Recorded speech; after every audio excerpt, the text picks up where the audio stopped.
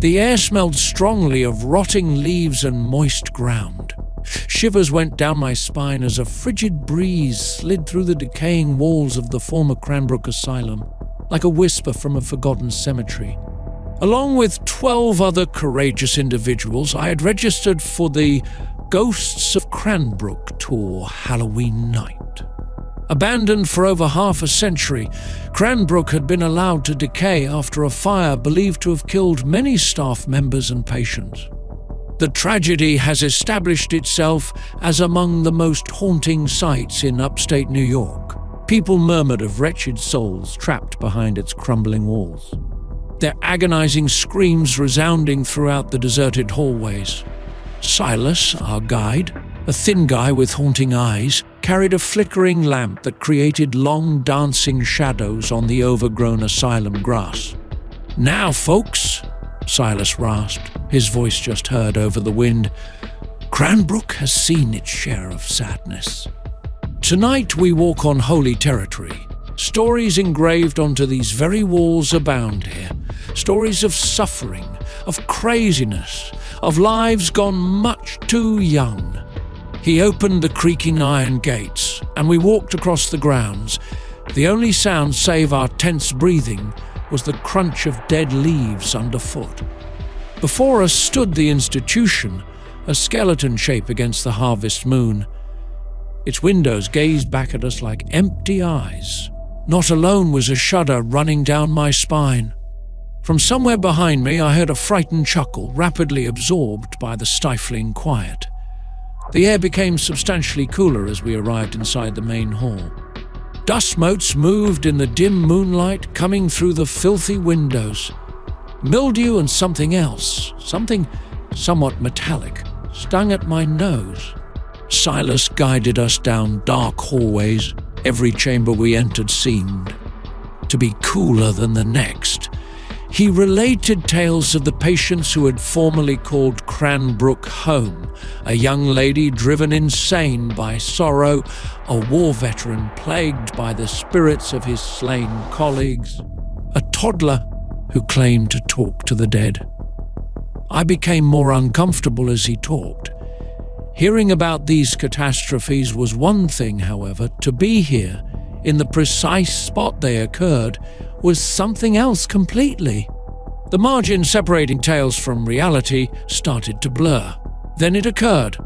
We were in the ancient infirmary of the asylum, a large space with rows of rusting beds and medical equipment that resembled torture tools. Silas was relating the story of a guy called Elias Croft, who thought he was possessed by a demon. I swear I saw someone out of the corner of my eye as Silas talked. Rising at the far end of the room, a tall, thin person in a ragged medical gown. It vanished as fast as it had appeared, yet the picture stayed etched into my head. Not only did I see it, but also others. A lady seated next to me gasped, her palm rushing to her lips. Her voice shaking, she said, Did you see that?" A blood-curdling scream tore across the quiet before I could reply. Whirling around, we came across a young guy pointing a shaky finger toward the room's corner, his face twisted in horror. "He's here!" the young guy yelled. "He's got me! He's scorching me!" His eyes wide with unseeing horror, he scrawled at his arm. As welts, red and furious, sprang up on his skin as if he were being branded, we stared in horrified amazement. Panic set in. Desperate to get outside the room, people yelled and shoved past one another. My heart hammering against my ribs, I staggered back. A tangible sensation of fear permeated the air, as if something rather terrible had been released. I have no idea how I left that room or how I fled the institution. I recall just the horror, the sense of being pursued by something invisible, something evil. The young guy who had yelled in the infirmary was reportedly brought to the hospital with serious burns of unknown cause the next day. They said it was a mass hysteria situation and that the previous facility had manipulated our mental state. I do, however, know what I saw. I could relate what I felt, and I know certain doors are better kept closed, some tales unspoken, because sometimes the ghosts of the past are hungry for the living and seem all too real. Story 2. All of it began with a need for authenticity. See, I attempt to run our workplace Halloween party every year. Not the cheesy guess the celebrity game, but rather the real costume contest. I had been robbed last year. Robbed, I tell you. Spending hours creating a nearly flawless facsimile of Edgar Allan Poe's Raven, Brenda from accounting with her store-bought sexy flamingo outshines me. I was thus totally committed this year. That's what drew me to the dusty attic, a costume store hidden along Portland, Oregon's back lanes. The building smelled of mothballs and unmet aspirations. From every corner, dust-covered costumes hung limp, their fading grandeur echoing stories of Halloween past. As I arrived, a bell rang, the sound absorbed by the stifling quiet. From the shadows appeared a lady whose eyes like tarnished silver and whose grin never touched them. "Look for something unique," she said, her voice like dried leaves skittering across concrete. I informed her about the contest and my fierce need for honesty. There was a flash in her eyes. She crouched, "Follow me," guiding me further into the maze-like store. We halted before a velvet curtain. In the low light, its deep red color almost dark. She pulled it back with a flourish to show only one outfit. It was a pirate, but not the cartoonistic kind. One of a kind was this. The fabric, a deep, almost black navy, felt oddly weighty. The needlework was deft and disturbingly realistic. On the torn lace collar lay a tarnished silver eye patch. "This," the lady said, her voice barely an exhalation, "belonged to Captain Blackwood, said to be a terrible pirate." Her voice then fell to a conspiratorial whisper. "Legend has it, he doesn't much like being parted from his things." I laughed in my own house. "Legends, curses, ghostly clothing?" asked kindly. This was the ticket to land that great prize for that contest. I was a vision the evening the celebration was held. The cloth chilly and somehow pleasant on my flesh, the garment fit like a second skin. People halted dead in their tracks, wide open in wonder. Brenda also performed a double take. Her fake flamingo beak almost dropped off. I was riding on cloud 9, not until I wasn't. It began discreetly, an itching under the eye patch, unusual constriction of my chest. The ideas then started to flow. Strong, avaricious ideas, impulses I couldn't control. I yearned for rum, the burn of which down my throat, the sensation of the wooden deck underneath. At sea, the salt spray on my cheeks, the wind whirling in my hair was what I craved. Then the voice, a gravelly rasp in the rear of my consciousness, pushing me, ordering me. He screamed, "Find her, the one with the blazing hair. She possesses what is rightfully mine." Panic grabbed me. Stumbling to the restroom, I locked myself in a stall. I tore at the eye patch, but nothing would move. It seems to be a component of me right now. I caught my own in the mirror. Usually a warm hazel, my eyes become dark and chilly at night. Not mine was the face turning back at me. He had it, the actions of Captain Blackwood's. The voice screamed in my brain, a tsunami of wrath and resentment. I had to leave this outfit behind before it possessed me totally. After that, I seemed to recall nothing. Image flashes, scared faces, Brenda's cries, the glimmer of a silver sword. Rising from a hospital bed, the smell of disinfectant burning my nose. I answered nothing when the cops questioned me. They spoke of a fire, of Brenda being assaulted, of a guy dressed in a pirate costume disappearing into thin air. They never turned up the costume. Every Halloween nowadays I find him. From the shadows, Captain Blackwood's visage is staring at me. His voice is a terrible whisper in the night. "She had what belonged to me," he hisses, "and right now you will find it for me. I cannot run from him." Now, always connected to this curse, he is a part of me. And I worry about what will happen when he at last has what he desires. Story 3. The smell of wood smoke and pumpkin spice hung on the evening, the air crisp with the promise of frost. Halloween arrived, and as always, our family porch was festively covered with a variety of smiling jack-o'-lanterns. One of them, nevertheless, stood out from the others and made me feel a slow discomfort. It had begun innocuously enough, a strange custom carried on in our family across many decades. Every year on the first day of October, a plain uncarved pumpkin would somehow show up on our front porch. According to my grandpa, it was a gift from the autumn gods, a blessing for a bumper crop. We would carefully carve it, center it on our exhibit, and let its flickering smile be a lighthouse in the darkness. But this year things seemed different. The pumpkin was rather big, with almost eerily flawless smooth orange skin. And a blast of frigid air blew over the porch, extinguishing the lamp my father carried as he chiseled his face. "Must be a draught," he said, rekindling the flame. But I sensed the flutter of discomfort in his eyes, a mirror of the discomfort developing within me. The jack-o'-lantern appeared to come alive as the days became shorter and Halloween approached. It became bigger. Its once friendly smile contorted into a hideous leer. Its flickering candlelight whispered stories of forgotten anxieties via dancing and wriggling shadows on the walls.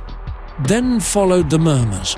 They were initially weak, barely discernible whispers that appeared to come from the pumpkin herself. I would hear brief exchanges, soft tones tinged with hate, talking about secrets better kept buried. One evening, the voices became stronger and clearer as I sat reading on the porch swing. A voice growled, cold and sharp as broken glass. "They betrayed us. They buried us with lies. They will pay," another voice, deeper and tinged with a terrible grief, said. "All of them will pay." My heart hammering against my ribs, I leaped to my feet.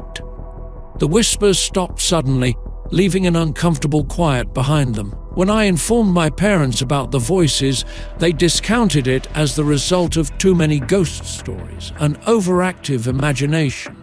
But I knew what I had heard. The jack-o'-lantern had a gloom within its hollow shell, a malevolence that crept into our house and sickened our once content family.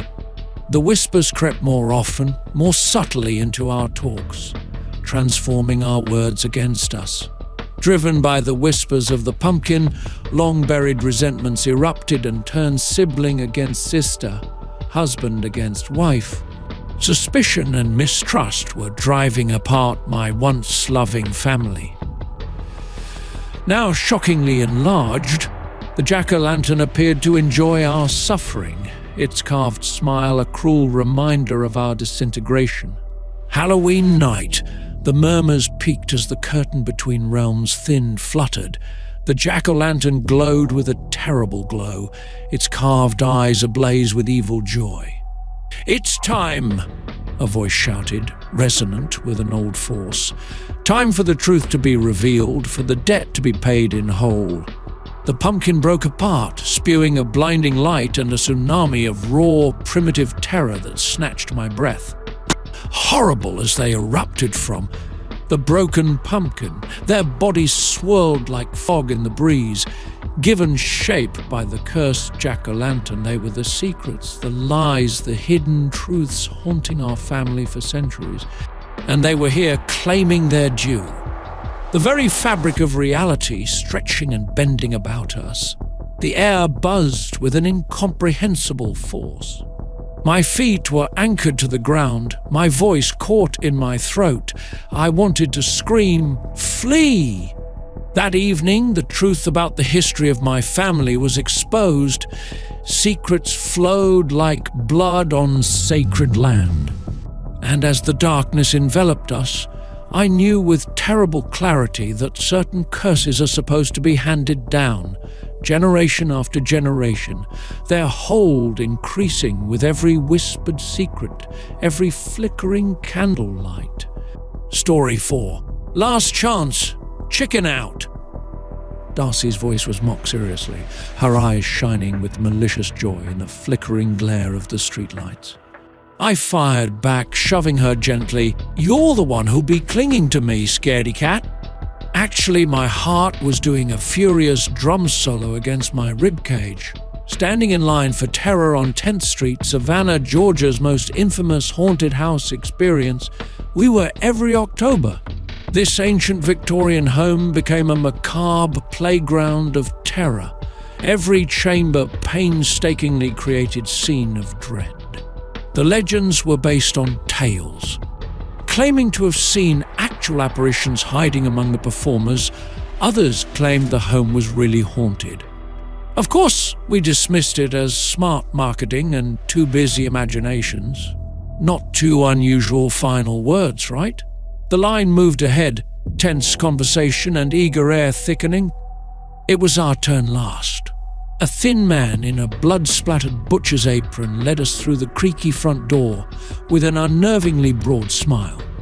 "Welcome, foolish mortals," he said, a guttural snarl. "Get ready to meet your strongest anxieties." The door closed tightly behind us, throwing us into almost blackness. The air inside smelled faintly of rot and was thick, stagnant. The quiet was broken by a blood-curdling scream, then the crazed laughing of invisible torturers. We staggered throughout a maze of poorly lighted hallways, each place more horrible than the next.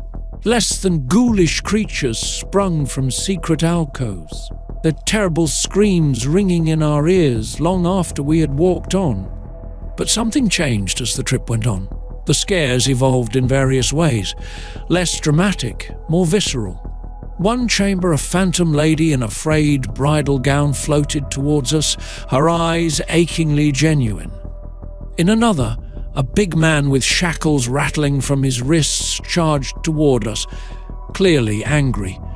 Performance and reality started to blend.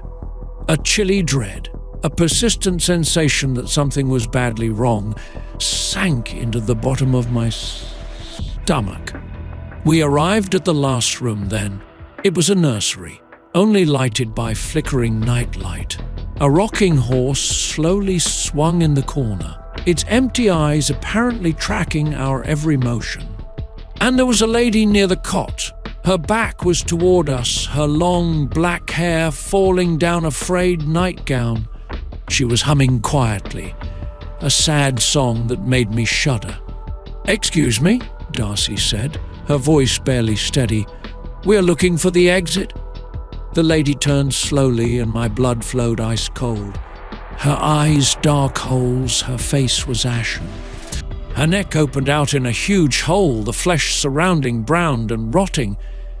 She started to open her lips and "There is no escape," murmured from the very depths of hell. Panic attacked us.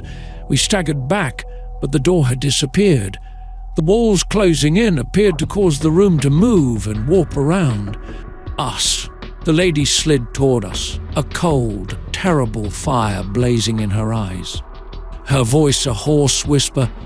"This house," she growled, "demands its due. We never made it through the tour.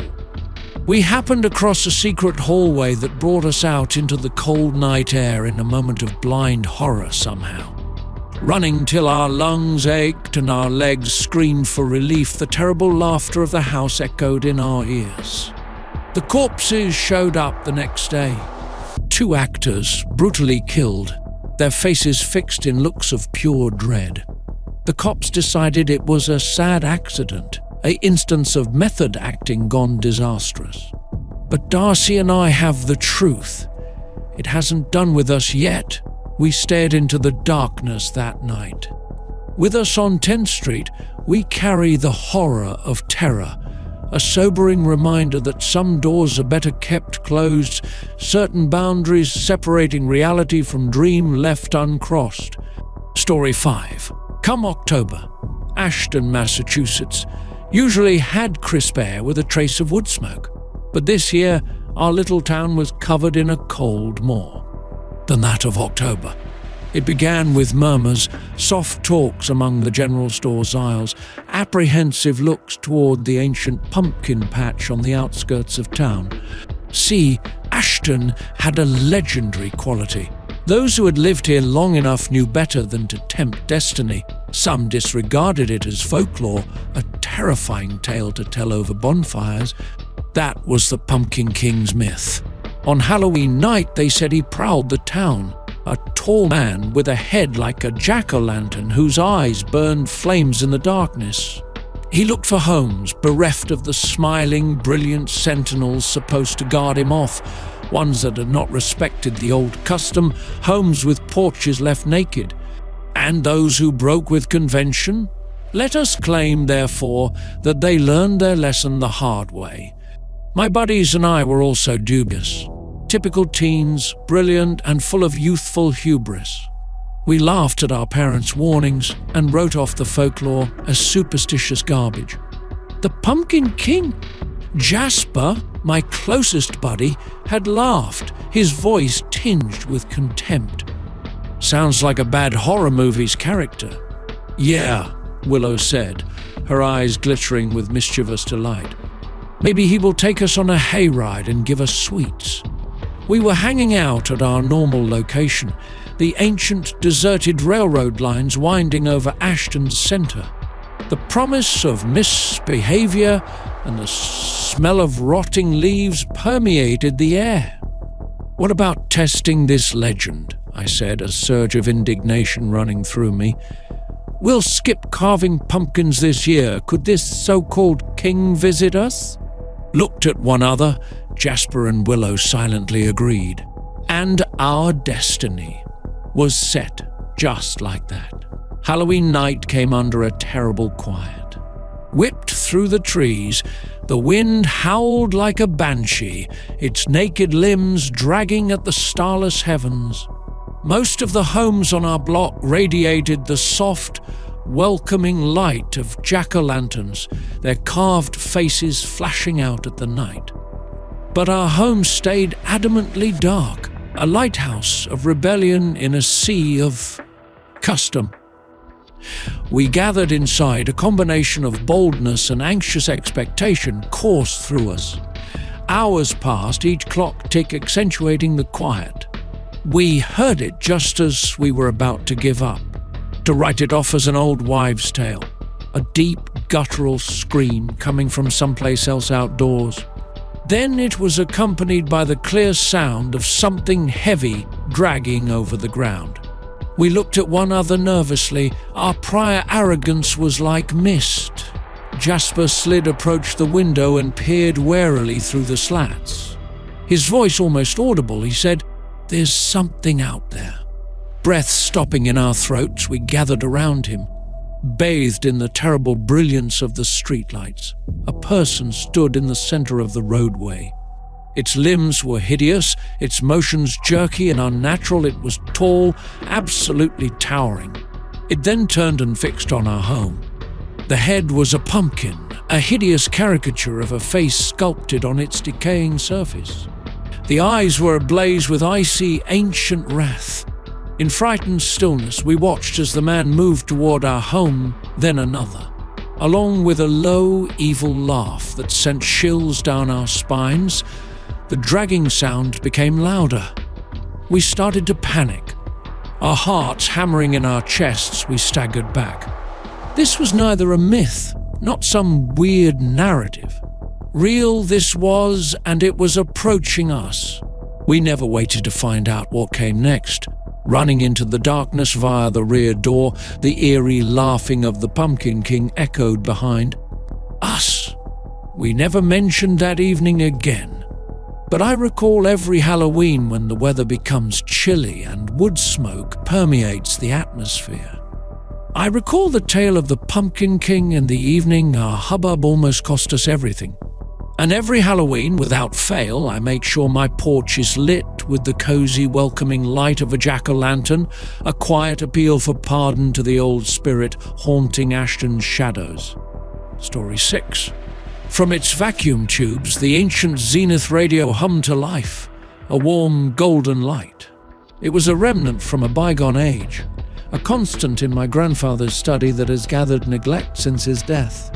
But now, Halloween night, it begged me, a seductive song in the silence of the ancient home. I turned the dial. The announcer's tone was dramatic flair mixed with a tinny voice. The static resolving.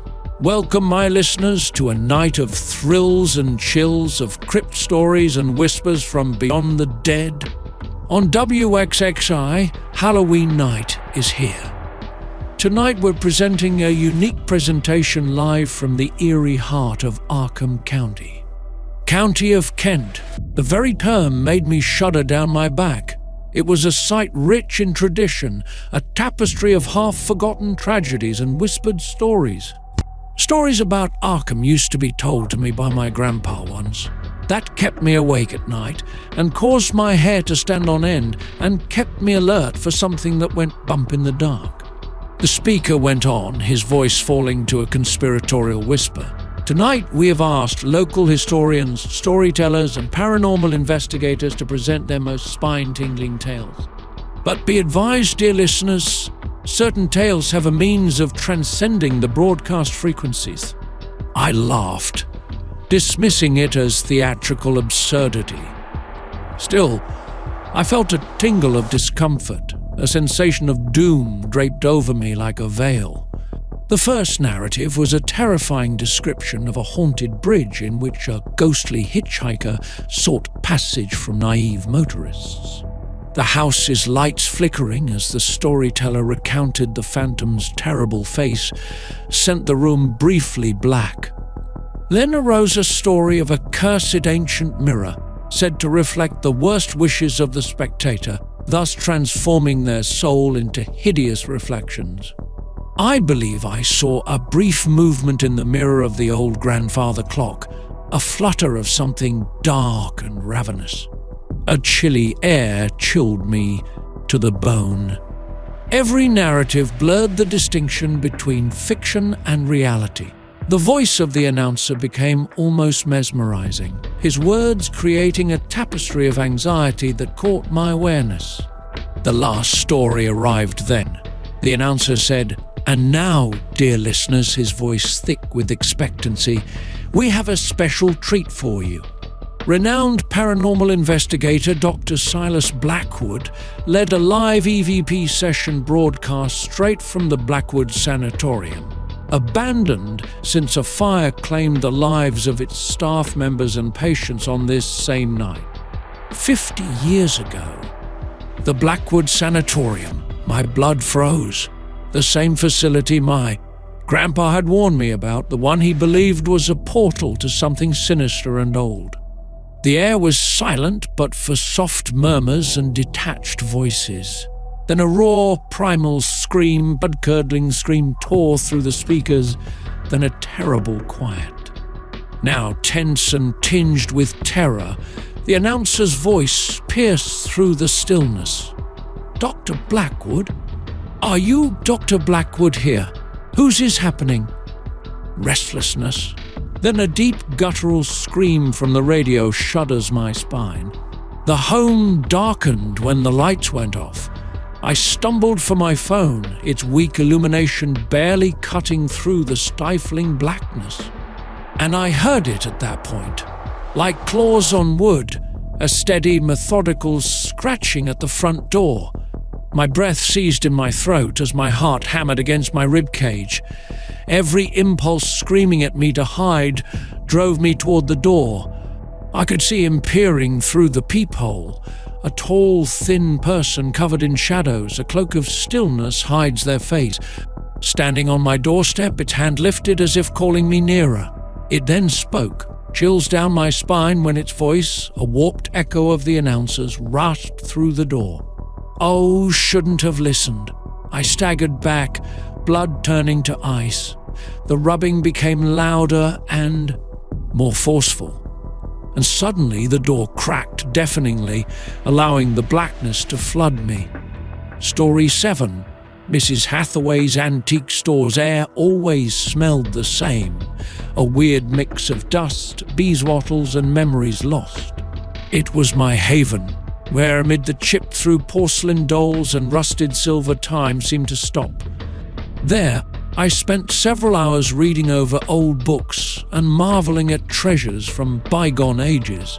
I discovered it on one of these treasure searches, buried in a cobweb-draped nook. A wooden chest with odd markings that appeared to wriggle and change beneath my eyes. It beckoned to me, a siren song of inquiry irresistible. Inside, tucked among fading velvet, lies a mask. Made from some unidentified dark wood, it was exquisite and had frozen sarcastic smiles. Though I might have believed they tracked every step, the eyes were empty holes. "Careful with that one, sweetie." Mrs. Hathaway's voice shocked me. She left me to handle things. She seldom ever explored this section of the store. Some things are better left unaltered. I dismissed her caution, writing off her oddities as usual. Driven to discover the mysteries of the mask, I bought it. Halloween night, that night, I found myself drawn in. Ignoring a prickling of discomfort, I removed the mask and laid it over my face. The wood fit exactly and felt nice on my skin. Finally, something changed. Like an electrical surge, a shock ran over me. The mask's smile appeared to spread out into my skin. Panic starting in my chest. I attempted to get it off, but it wouldn't move. It seemed as if I had grown to include it. Not my own was the image in the mirror.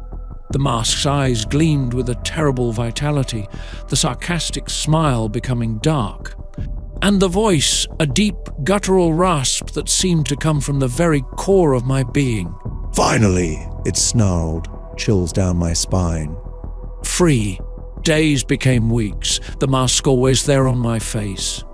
It murmured to me, wicked ideas and wants not of my own. It delighted in the terror it caused in others, their appalled gasps audible to it. I turned into a loner, avoided social events, afraid of the creature that had grown inside of me. Though I did everything to take off the mask, it was useless. It had evolved into my torture chamber, my jail. Driven in desperation one night, I staggered back to Mrs. Hathaway's store. The door flung open to expose a scene of anarchy. Glass broke on the floor and furniture was tipped over. And there, right in the middle of it all, stood Mrs. Hathaway, dread wide in her eyes. She yelled and pointed a quivering finger at me. "You came upon us with this!" A man emerged from the darkness before I could speak. Its body was decaying, its face covered behind a hideous smiling mask. It was tall and skeleton. The thing caught within the mask I wore had discovered its release. Its laughter resounding through the empty store, I stared in terror as it surged toward Mrs. Hathaway. Though the mask kept me hostage and I had to watch as it unleashed its reign of horror, I wanted to shout, to save her. Mrs. Hathaway's corpse eluded them. The police attributed a gas leak and a sad accident for responsibility. I knew the truth, however. Now, free to cause devastation, I had released an old evil onto the planet. The mask still hangs to my face, a continual reminder of my stupidity. I can sense its presence, its strength rising daily. And I know with terrifying clarity that it is only a matter of time until it seeks a new host, a new face to wear into the world, tires of its present vessel. Story 8, nestled in the middle of suburban Pleasantville, Ohio. Our community took great pleasure in Halloween. Every year we went all out. Lawns turned into graveyards, homes covered in cobwebs, the air heavy with fake blood and pumpkin spice. That was the one evening when the ordinary gave way to the macabre, when the barrier separating our planet from the next appeared to flutter. But this year, the curtain tore broadly open.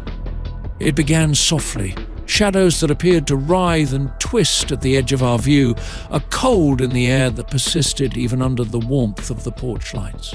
Then came the murmurs, subdued chats among neighbors, concerned looks directed toward the sinking heavens. Always the first to feel a change in the mood, the kids were restless, and their laughing had an anxious undertone. Their candy-fueled excitement was when the first sign showed up. At the brink of our cul-de-sac, a lone person stood bathed in the spooky glow of the streetlights. Dressed in ragged, traditional clothing, it was a child. At least it seemed. Stillness, an ethereal quality that sent chills down my spine, seemed odd nevertheless. "Trick or treat," the figure rasped, its voice a hollow whisper that seemed to cut the evening. With their plastic pumpkins extended, the youngsters rushed forward, unaware of the discomfort that had descended over the grown-ups. But it flickered, its shape disintegrating into wisps of vapor as they approached the number. In its stead, one white feather floated to the earth. The whispers became murmurs, then became full-blown terror. Word of phantom trick-or-treaters whose ethereal shapes appeared and vanished at whim echoed with a terrible cry over the neighborhood like wildfire. Whispering, "What have you lost? What are you missing?" These were not your usual Halloween hauntings, it became immediately evident. These specters were not happy with only scares. They looked for something, a bill unpaid, an unrighted error, and those who lacked what they sought, well, let us say they joined the phantom parade. First to leave was Mrs. Henderson, our neighbor, a kind elderly lady who always made the tastiest pumpkin cookies. Her face pallid, her eyes full of a grief that defied her age, she opened the door to a little child. The girl had said, "I lost my doll," her voice a regretful sigh. Had you seen it? Her heart hurting for the kid, Mrs. Henderson had brought her inside, hoping to assist in the search for her missing toy. They never turned up the doll. But Mrs. Henderson was there the following morning, her face frozen in a mask of horror, her eyes fixed blankly far away. Panic swept Pleasantville. Doors stayed fastened, porch lights off. Once a festival of great delight, Halloween has evolved into a night of anxiety and terror. We gathered inside our houses, the sad murmurs of the lost souls straying our streets, replacing the joy of children. And each the same terrible question rang true in the darkness. What have you lost? It was Mark, my husband, who at last worked it out. While looking for a logical reason for the haunting, he had been studying local history and came onto an old newspaper item. It chronicles the tale of a group of youngsters who died in a fire that tore throughout the town a century ago. The story cited a set of toys lost in the fire, never found again.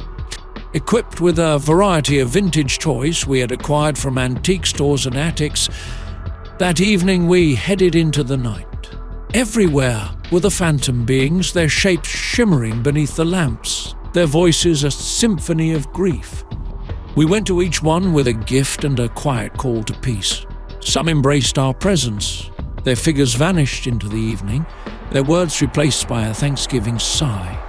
Others spurned our offerings, their shapes hardening and their voices changing to terrifying howls, their eyes ablaze with a fury beyond death. We barely made it back to our home, the phantom swarm following us. The sound of their ethereal fists hammering on the wood echoed in our ears as we shut the door. The hornings stopped as suddenly as they had started. Pleasantville lost spirits, their obligations apparently paid, went on. But the memory of that Halloween stays, a sobering reminder that some losses echo eternally and some hurts run deeper than time. Every Halloween, when the veil thins and the shadows deepen, I make sure to put a little toy on my doorstep as a quiet plea for the departed spirits of Pleasantville to find peace. Story 9. This time of year, the air always becomes brittle. Not just chilly, but also like it was holding its breath, poised for anything. Every year since I was a little child, growing up in Clementine Creek, I had felt it. But this year, the cold had fangs. With my tiny antique store, Elodie's Echoes, situated on Main and Oaks Corner, I had a great perspective of the town square. Chipped porcelain dolls with empty eyes, tarnished silver lockets whispering secrets, and furniture that moaned tales of life lived crowded into a small space. But the stillness of the masked stranger drowned out all those rumors by Halloween night. He, or it, never could tell, would appear just as the first trick-or-treaters were racing home, their plastic pumpkins bursting with sweet treasure. A black-clad individual with a face covered by a basic white mask. Features, no expression, just a blank slate mirroring the discomfort it caused. People living around here naturally had ideas. Some say it was the soul of a miner, lost in the ancient silver shaft, always striving for the light. Others said it was an angry lover, got up at the altar and destined to roam forever. None knew for sure, however, and those who went near enough never stayed around to tell the story. Though this year was unique, the air changed, became thicker, and the hush clinging to the masked stranger seemed more profound. From behind the security of my store window, I observed as my reflection was a pallid ghost against the background of old clocks counting down the witching hour. "You right, Elodie?" I jumped at Sheriff Brody's voice. Brody was a kind guy with a soothing aura that defied his youth. "You seem as if you had seen a ghost." I laughed forcedly, my throat started to dry. "Just the typical Halloween jitters, Sheriff. That fella out there caused you any problems?" He followed my eyes to the silhouette against the flickering gaslight, the masked stranger. "Same as usual. Perched there, he seems to be evaluating us all." Brody turned, his hand resting at his hip on the holster. "Elodie, you know I had been intending to ask you. Longer than anybody, you have been here. You have a horrible feeling about him." More to myself than to him, I murmured, "He keeps to himself." Still, a shudder slinked down my spine as I whispered it. The stillness this year seemed unusual, like an invitation whispered on the breeze. The evening dragged on, the typical Halloween celebration subdued. Even the teens avoided the area, generally eager to push the envelope of the spookiness of the festival. The masked stranger stayed, a monument fashioned from shadows.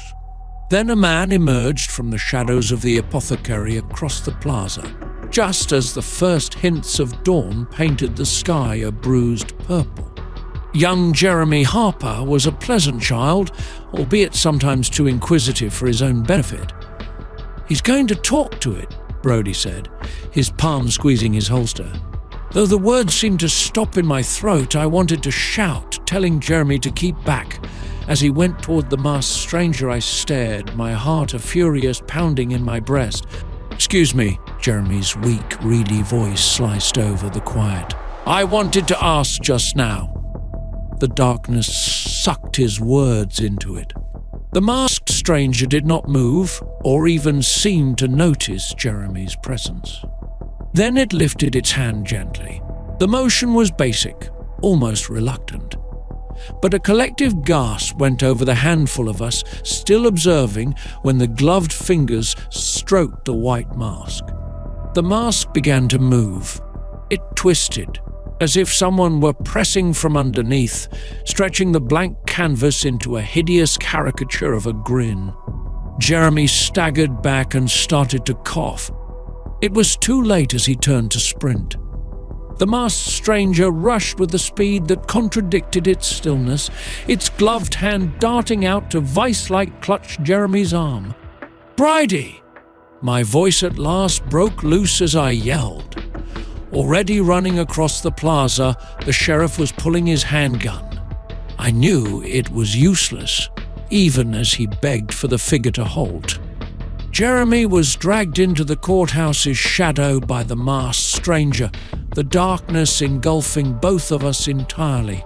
Brody arrived at the scene seconds later, his rifle ready, but all he saw was vacant pavement and the residual echo of the night's horror. Jeremy Harper vanished from view, never seen again. But the masked stranger came back every Halloween after that as well.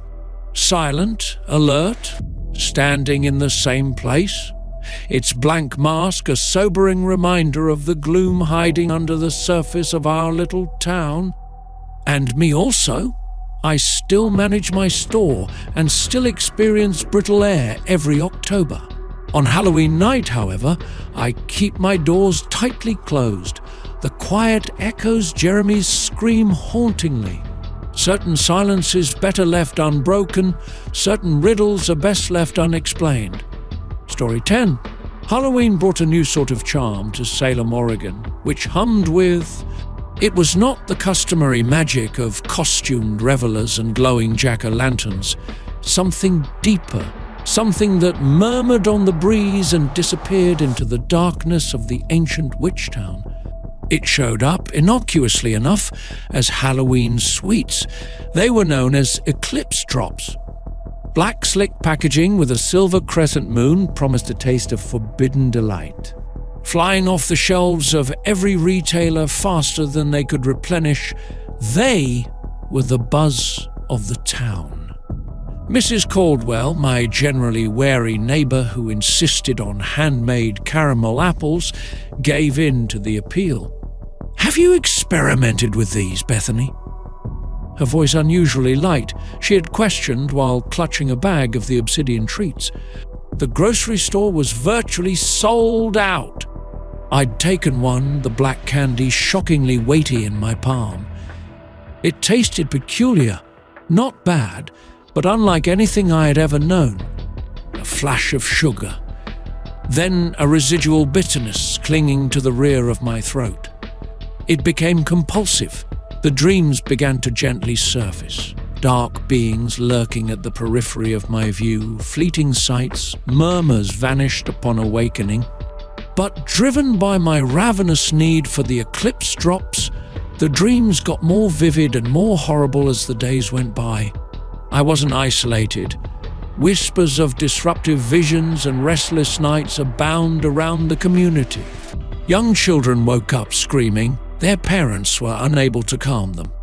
Adults strolled about with ghostly eyes, their features marked with a terror that transcended Halloween masks. Then there were the mishaps. A home fire, a vehicle catastrophe, a bizarre accident during the annual pumpkin carving competition in the town. Though seeming random, every incident was connected by one horrific detail: the victims had all drunk the eclipse drops. Salem was engulfed in panic. Once prized, the once coveted sweets was now avoided and thrown in gutters and garbage cans. Still, there was harm done. The dreams continued, spilling into our waking hours, erasing the distinction between reality and the horrific images that tormented our brains. I recall the day everything really came together. The air heavy, with a clear feeling of anxiety, I was strolling across the town square. The typical Halloween decorations, smiling pumpkins and welcoming ghosts, suddenly appeared evil, mocking our predicament. I saw him at that point. A guy, thin and tall, his face covered by a broad-brimmed cap. Standing in the middle of the square, his gloved hand gleamed with a silver crescent moon. And I realized with horrifying clarity that our shared dream originated with him. With his voice a mesmerizing purr, he was presenting the eclipse drops to several young people. Though my voice froze in my throat, I wanted to yell, warn them. A horror so deep it took my breath froze and paralyzed. Me, one of the small girls with brilliant red hair, put a sweet into her mouth as I stared in terror. The man's lips curved into a frigid grin, and his eyes, buried behind the darkness of his helmet, gleamed with a terrible light. That's when I grabbed. Although I'm not sure where the bravery from, I discovered my voice, a primal scream resonating throughout the plaza.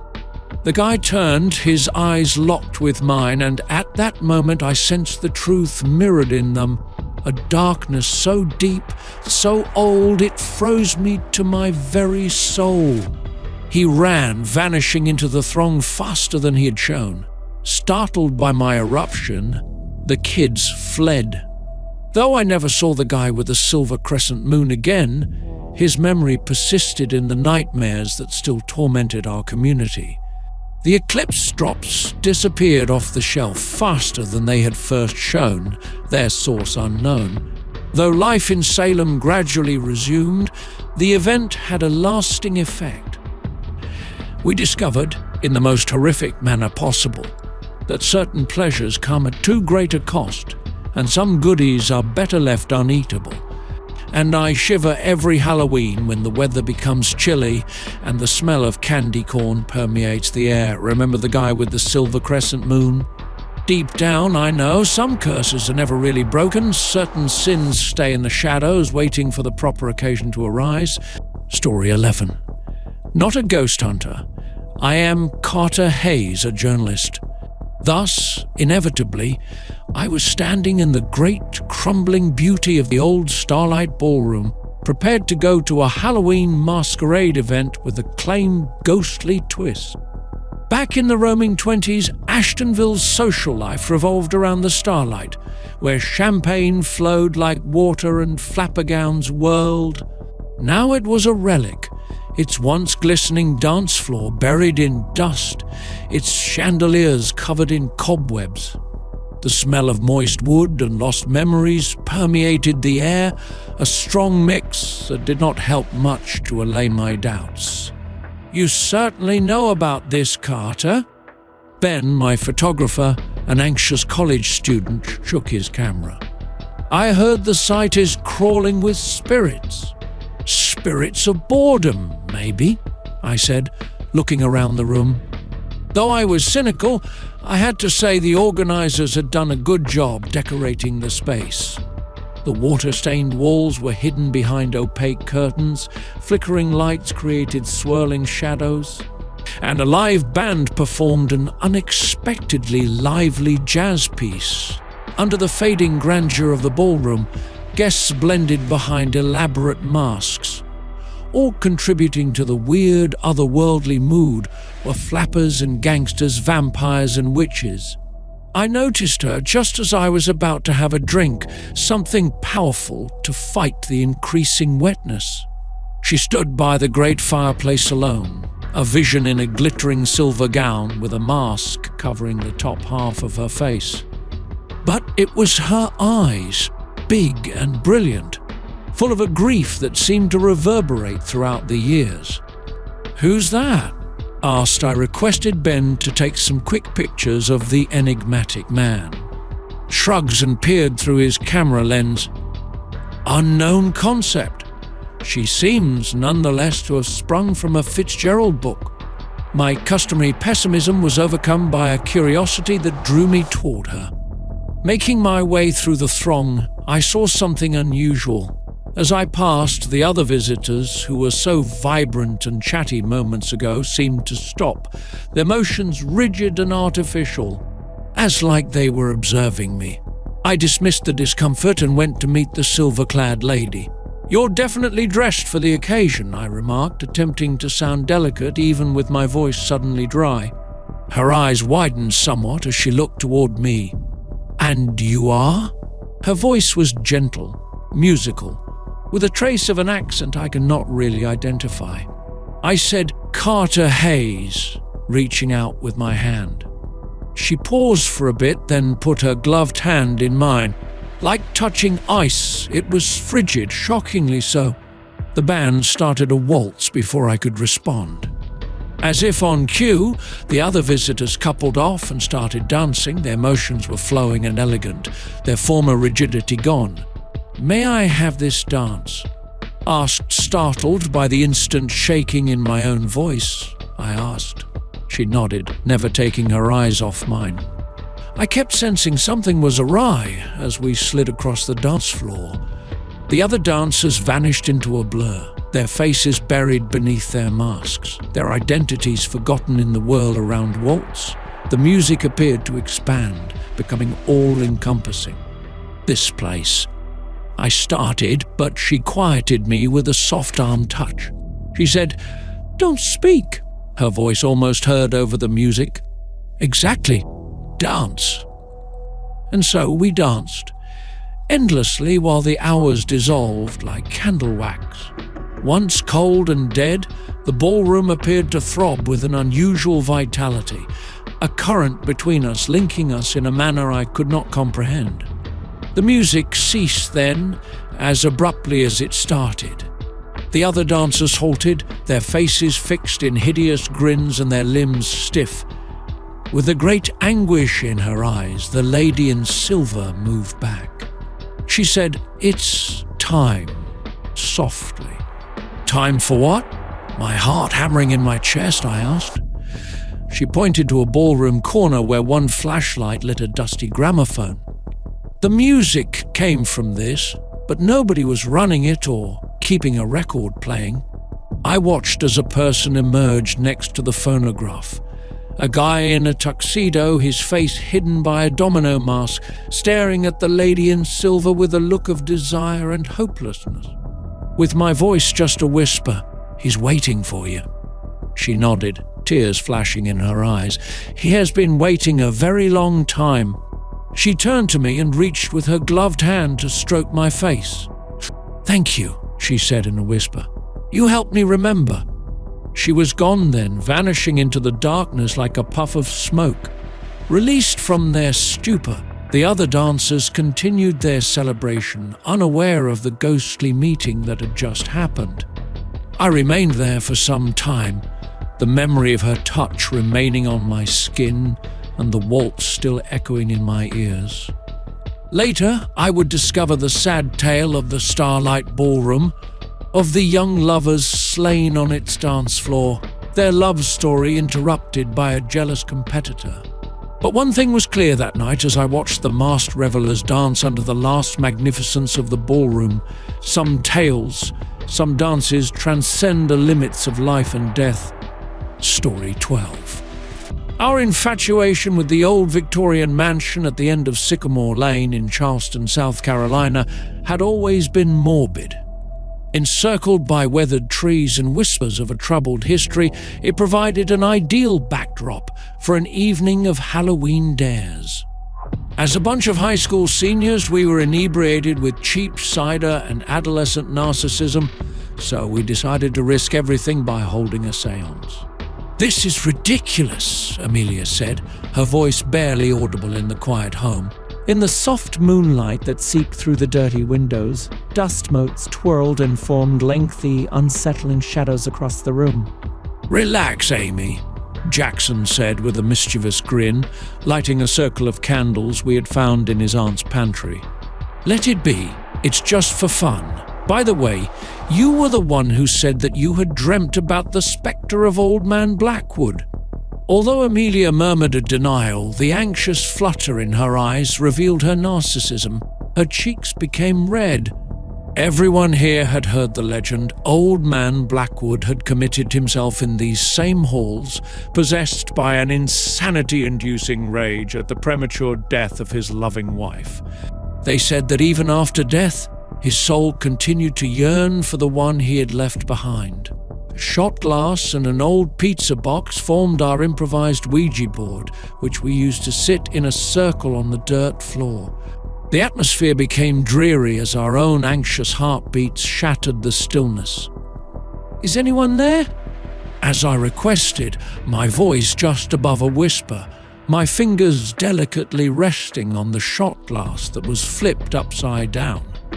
It was all in good fun, of course, just something to make our Halloween a little more eerie. I kept telling myself that. Glass shifted. It was a first imperceptible change, quite little. We felt a chill go down our spines as it cautiously made its way over the cardboard, as if the glass had some icy energy of its own. "This isn't funny, guys," Maya muttered, her terror evident in her wide eyes. "Let's just stop." However, at that time, it had already passed. An invisible force crackled through the room, sending the temperature tumbling as a shivering wind blew through, blowing out the candles and burying us in darkness. A hoarse voice, burdened with a long-suppressed grief, resounded across the space. "Who disturbs my slumber?" Our hearts sank. We hurriedly retreated, our gazes darting over the shadows in an attempt to discern the origin of the voice. The shot glass, which was suddenly illuminated by an unsettling interior light, sped across the room before crashing into the wall with a thud that shook us to our very core. We skipped the encore. In the pitch black, we stumbled over each other as we ran screaming out of the home, the sound of the monster's spooky laughing resonating in our ears. We did our best to put that night out of our minds, to pretend it had been a joke or an illusion. However, the events of that night, the spooky voice, the cold shot glass, remained a permanent mark on our shared recollection. The nightmares started after that. For some reason, we're all haunted by the same nightmare, a dark figure with icy, evil eyes that beckon us in with whispers of our names and threats of punishment for our transgression. Gradually, our presence began to fade away.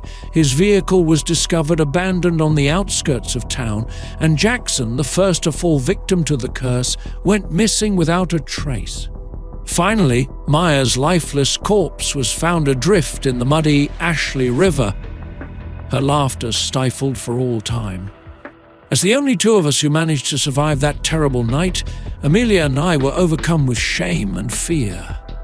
We were dead sure that we were going to be the next ones. The being we have so foolishly roused was not yet through with us. Desperate, we went back to the Sycamore Lane residence in the hopes of pacifying the angry ghost and reversing our actions. In spite of this, the home remained deserted, with opaque windows and a foreboding entrance that shook in the breeze. There was only one living thing, a white rose resting on the porch, its petals scarlet as if stained with blood. What became to Amelia is a mystery to us. A terrifying message reading, "He's coming for me," was all that remained when she disappeared the next day. He can't possibly take you as well. The nightmares of that night continue to haunt me to this day. The shivers, the cold touch, the realization that I will be permanently tied to the being we so foolishly roused. On Halloween, when darkness falls and shadows grow longer, I can still hear his voice calling out my name. It's a terrifying reminder that certain things are better left unexplored and that some ghosts are best left alone. Story 13th. Legends and dares were whispered and kept at arm's length at the ancient cemetery that stood on a windswept hilltop above Savannah, Georgia. For our yearly Halloween celebration, it served as the ideal setting, our very own cemetery of taste. We were young, unstoppable, and completely unaware of the dormant powers that were soon to reveal themselves to us. "Dude, this is going to be epic!" As we climbed the hill, my closest buddy Travis adjusted the portable speakers, his voice resonating in the quiet night. Amidst the somber murmur of the wind under the age-old oaks, the pulsating bass line of our meticulously selected Halloween soundtrack provided a startling juxtaposition. "Just make sure the cops don't show," Raven piped in, her mischievous eyes gleaming as she placed battery-operated fairy lights around the worn headstones. Last year's noise complaint was bad enough. We were a strange bunch, but we were bound together by our indissoluble faith in the sanctity of this afterlife and our adoration of the macabre. We made a mistake. Midnight found the celebration, as anticipated, in its full flow. Under the lunar light, participants whirled in costumes that ranged from aesthetically disturbing to utterly absurd. In stark contrast to the solemn stillness of the centuries-old inhabitants, the cemetery resounded with the cacophony of young, carefree laughter. It all started as they were belting out Monster Mash, and the gig began to shake. We initially thought it was just a sensory illusion, the bass line rattling our bones. As the tremors became stronger, however, the laughing subsided, and a sense of shared uneasiness took its place. And then the ground parted. It all began with a fissure, a little split in the ground along the perimeter of our temporary dance floor.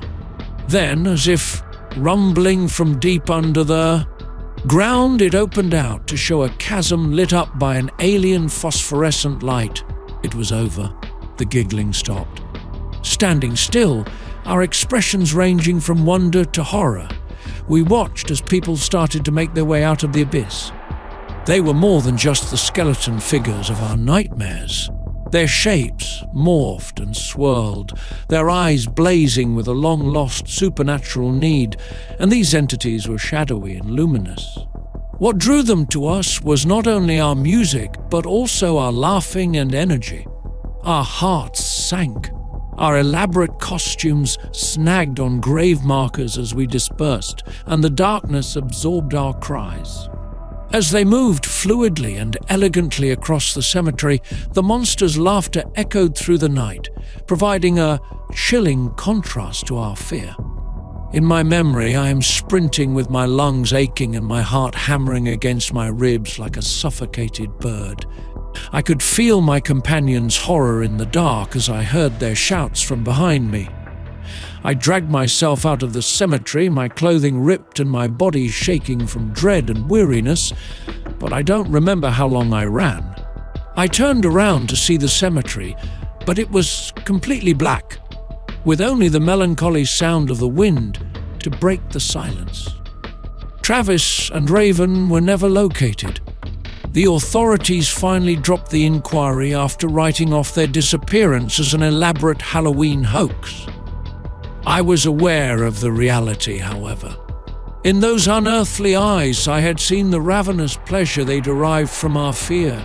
With its gates bolted shut, the ancient cemetery now stands as a quiet reminder of that terrible night. On rare occasions, however, when the moonlight traces ghostly shadows over the aged gravestones and a hushed breeze rustles the old trees, I think I can make out the faint sound of laughing, a spooky memory of the night we roused the dead and danced with the nightmares. Story 14. Unfolded on the Jeep's hood was the map, a picture of well-known highways and cities, with one obvious outlier. Alternatively put, not having one. As if someone had erased existence itself, the spot where Hollow Creek ought to have been, nestled between Willow Grove and Cedar Ridge, was now empty. Hi, I'm Madeline Pierce, and I've made a living documenting the lost and forgotten. The stillness of long-gone structures, eerie villages, and other time-lost locations tell tales to those with the ability to hear them. A mystery that spoke louder than any was Hollow Creek, a town that disappeared every Halloween and then reappeared as if nothing had occurred. I was aware of the rumors, naturally. According to urban tales, the area will experience a collective amnesia on October 31st, as well as a witch's curse and a doorway to another world. However, I dealt with reality, with shadows and lights, with the physical proof that my lens caught. I was hell-bent on recording Hollow Creek this year, to prove that it had vanished for good and to dispel urban legend. There was a chill in the air that foreshadowed Halloween, a change in the weather, and the lifting of the veils between realms. Willow Grove is the final settlement before Hollow Creek, therefore I would probably pitch my tent there. The natives were a very superstitious group. The mere mention of my travel plans caused their eyes to dart about anxiously. "You might want to think twice about going there," the diner's waitress had whispered. "No, not on Halloween. When it does, it takes you. Claims you how?" She only shook her head in response to my questions, her dread evident in her wide eyes. I loaded up my equipment, which always seemed to weigh me down with cameras and tripods, and headed out along the empty highway as the sky became a beautiful shade of purple and orange at sunset. The path leading to Hollow Creek, or more accurately, the spot where the road ought to have been, was hauntingly deserted. There was an unnerving silence, as if nature were holding its breath in lieu of the normal buzz of insects and faraway traffic. Then I beheld it, a dim glimmer emerging from behind the woods, gradually intensifying. My racing heart, filled with both excitement and fear, caused me to pull over. With my senses on full alert, I approached slowly, grabbing my camera. Following the light, I emerged from the shadow of the trees into a clearing, and I let out a gasp. Under the ethereal light of the full moon, Hollow Creek stood. To go back in time would be an understatement. The cobblestone lanes were lined with Victorian homes, some of which had paint flaking off but were structurally sound. A charming village centre included a gazebo decked up in what seemed to be centuries-old Halloween decorations. Each porch was adorned with jack-o'-lanterns, their carved features both monstrous and smiling, creating a kaleidoscope of dancing shadows as the night fell. However, nobody was around. There is absolutely no indication of life, no inhabitants, no trick-or-treaters, nothing. The air was thick with an eerie stillness broken only by the faint sound of an owl's hoot and the rustle of leaves. With my camera clicking away, I meandered around the empty streets, trying to capture every aspect of this doomed ghost town. There was an increasing chill in the air and a deep stillness, as if the whole town were keeping tabs on me. Attracted by the grand clock tower that towered above the town square, I made my way there. With its hands trapped in an everlasting Halloween, its face remained still at midnight. Just as I was about to take a picture of the clock tower, a noise broke the stillness. A melancholy bell rang out 12 times, resonating across the deserted streets. As suddenly as it had emerged, Hollow Creek started to disappear. Everywhere I looked, lights flickered, homes vanished into darkness, and the air itself became thin and foggy. My pulse was pounding as I staggered backwards, the town vanishing in the face of the approaching night.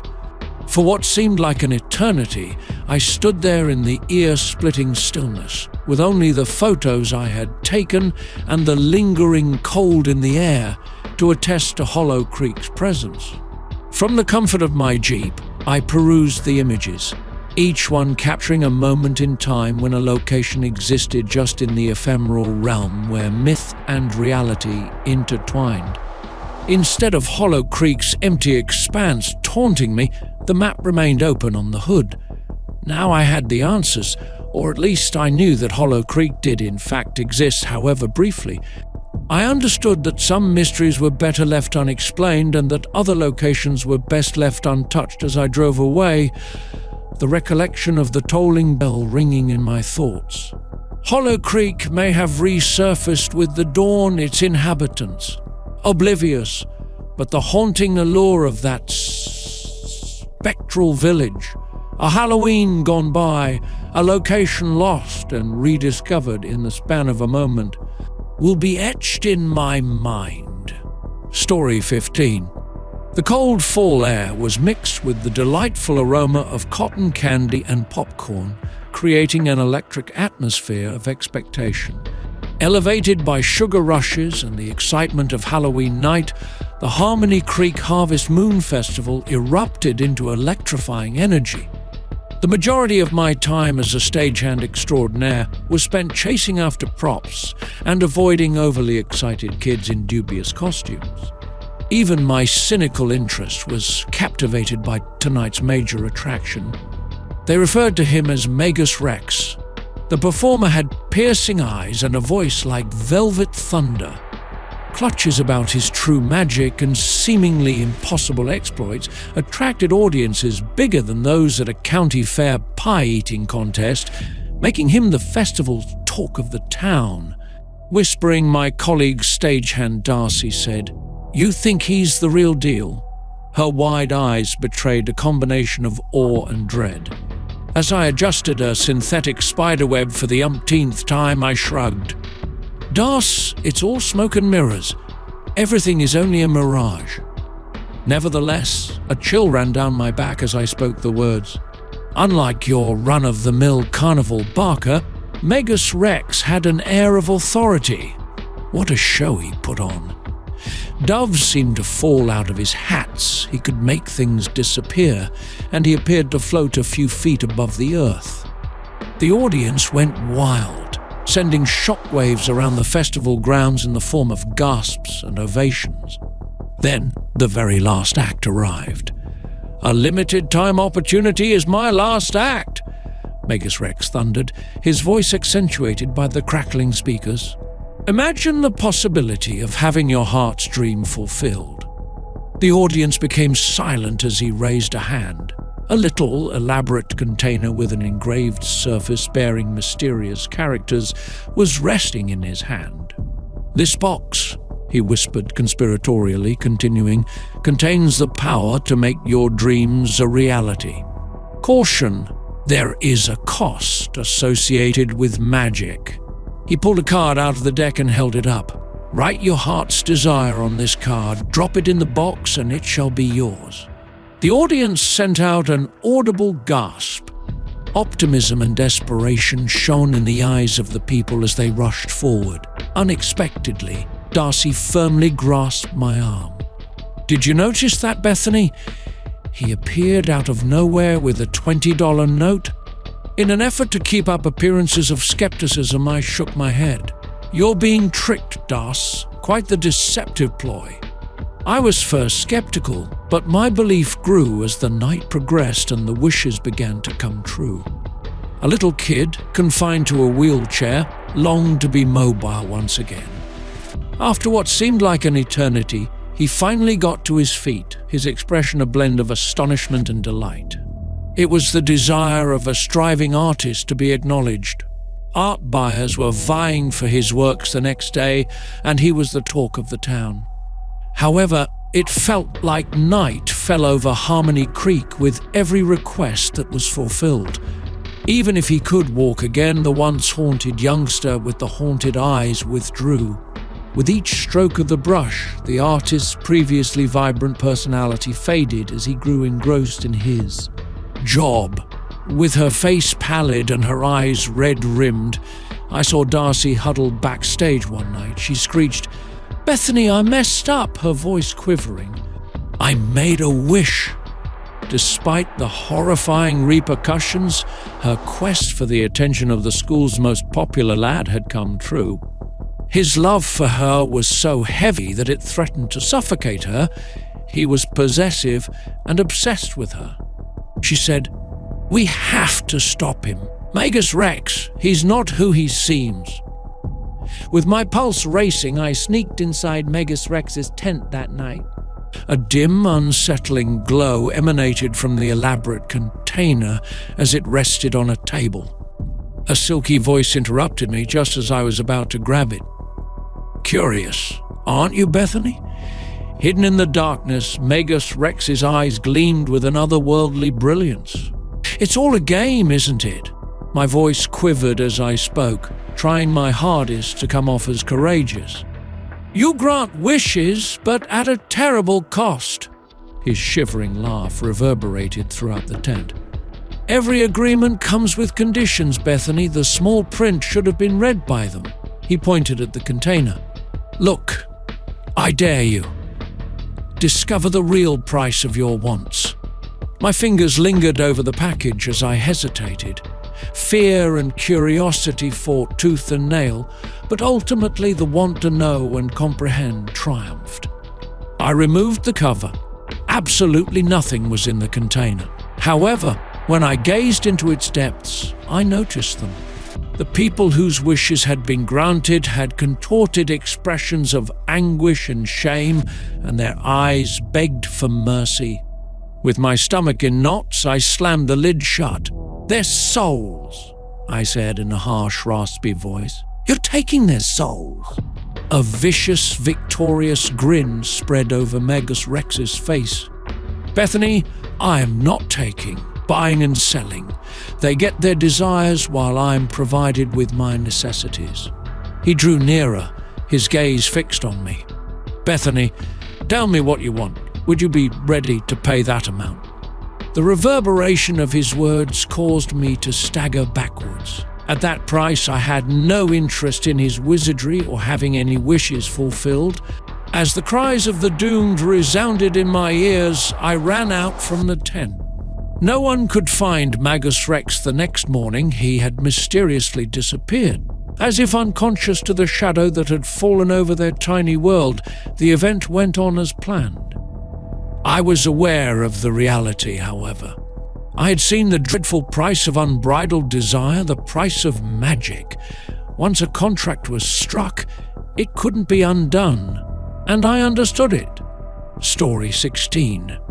With the wind whipping through the tiny cobblestone streets and the rain beating against the centuries-old buildings, the storm struck Salem, Massachusetts, like a witch's curse. The air reeked of more than just the customary eerie atmosphere. It was Halloween night. The Black Cat picked us that night. Ensconced inside Hawthorne's, a warm and inviting bookshop nestled on a side street, its shelves brimming with ancient manuscripts and legends long since lost. With her eager, wide eyes, my daughter Lily gazed as the storm raged outside the window. "Mommy, look!" she cried out, pointing towards a shadowy figure hiding behind the apothecary's awning across the street. A kitty. Indeed, it was a feline. Fur as black as night and eyes like green flames in the darkness characterized this enormous, elegant beast.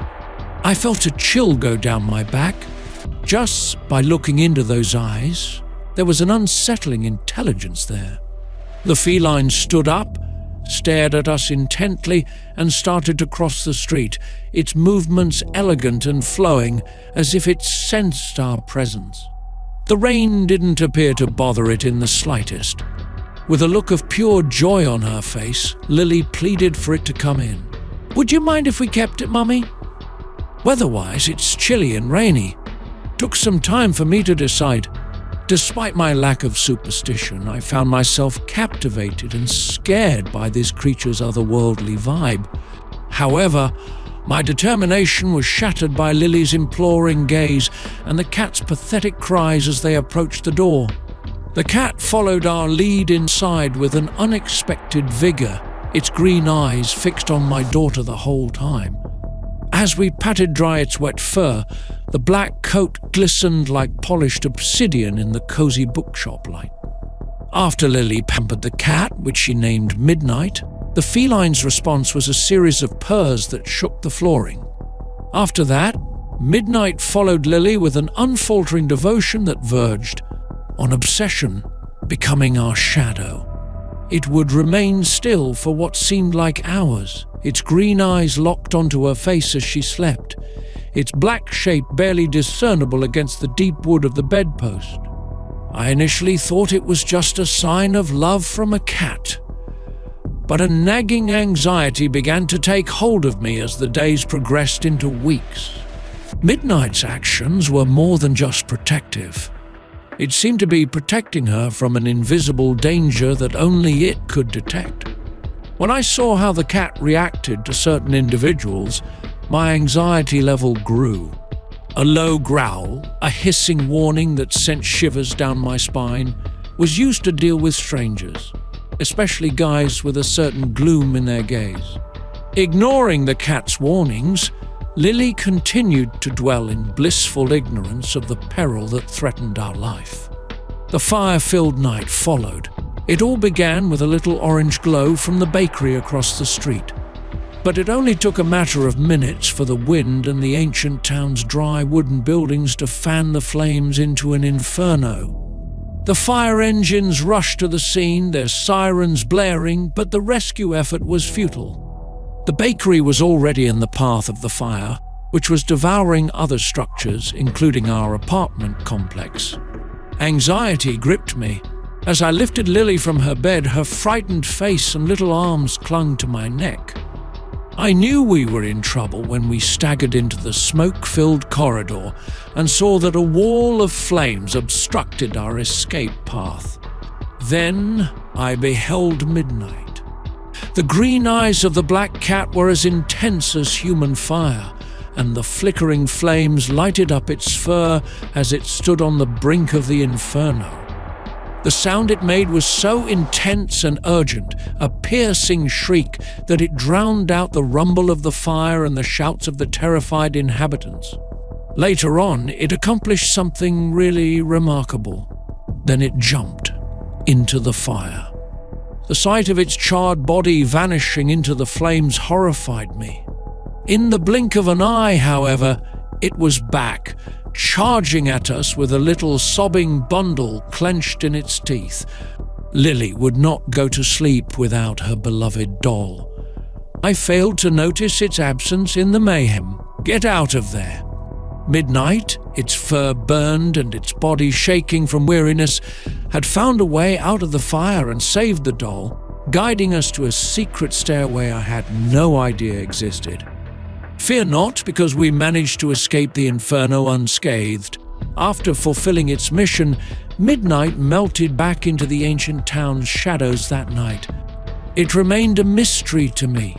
That Halloween, when the black cat saved my daughter's life by choosing us, will always be etched in my memory. It might be a fortunate happenstance, an instinct, or both. However, my knowledge is unwavering. To midnight, a cat was simply one of many things. An ancient magical being with unfaltering devotion, it served as a protector and guardian.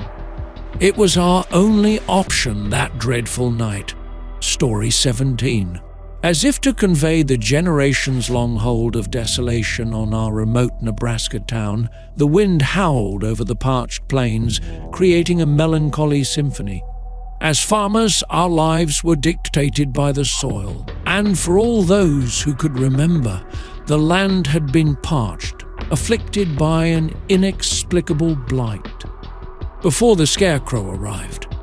On the first day of fall, it materialized as a solitary figure cast in shadow by the waning light, its limbs adorned with straw and swinging softly in the wind. A hideous caricature of a human face adorned its towering head, while two empty holes in its eyes appeared to penetrate your very essence. At first, it was only an oddity, a Gothic ornament in a place where people had lost touch with what it meant to celebrate. However, rumors started circulating as the days became shorter and the harvest moon hung heavy in the sky. These rumors spoke of unexplainable crop revivals, weird events in the fields, and the wind carrying the tiniest touch of laughter, a sound that was both eerie and optimistic. The first to speak up about what others were afraid to say was my grandpa, a man whose heart had hardened from years of struggle and despair. "It's the land," he had rasped, his voice made harsh by years of smoking hand-rolled cigarettes. "It is settling its loan because of our actions." In response to my repeated requests for clarification, he remained quiet, and his expression shifted to one of that recognizable blend of shame and terror. However, the town's elders, whose features bore the same silent weight, murmured tales of a bygone era, before the blight of an abundant harvest that had been celebrated carelessly to the chagrin of the land's spirits. They made fun of a scarecrow, which they saw as a representation of their power over the natural world.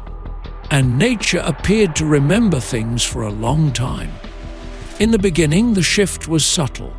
Here and there you can see verdant shoots breaking through the dry soil, and where there were once simply wilted vines, you now see a sprinkling of ripe pumpkins.